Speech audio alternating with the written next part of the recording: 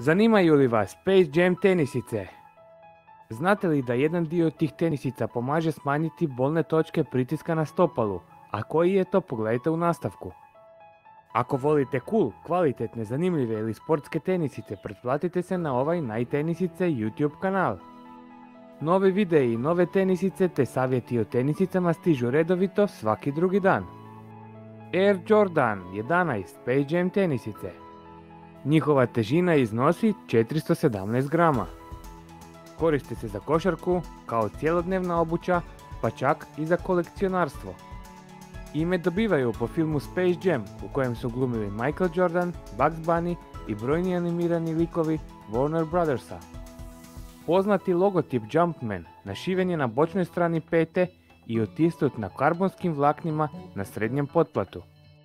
Imaju prozračni mrežasti gornji dio i tonalne kožne naglaske na stražnjoj strani. Predivna estetska privlačnost i prozračnost postavljanja mrežice. Sadrže kombinaciju balističke mreže, lakirane kože i najlonskih traka. Što se tiče srednjeg potplata, fajlom pjena pruža mekan osjećaj i umjereno amortiziranje. Pomaže smanjiti bolne točke pritiska na stopalu. U srednjem potplatu se nalazi zračni jastuk pune duljine, koji je oblikovan s kružnim udubljenjima. Ima dovoljno strukture da podnese težinu korisnika. Na potplatu se koriste dvije vrste gume, prozirna i čvrsta guma. Na čvrstoj gumi u prednjim dijelovima i na peti imamo uzorak riblje kosti, dok je na prozirnoj gumi utisnut manji uzorak riblje kosti. Pa recimo par detalja o Space Jamu.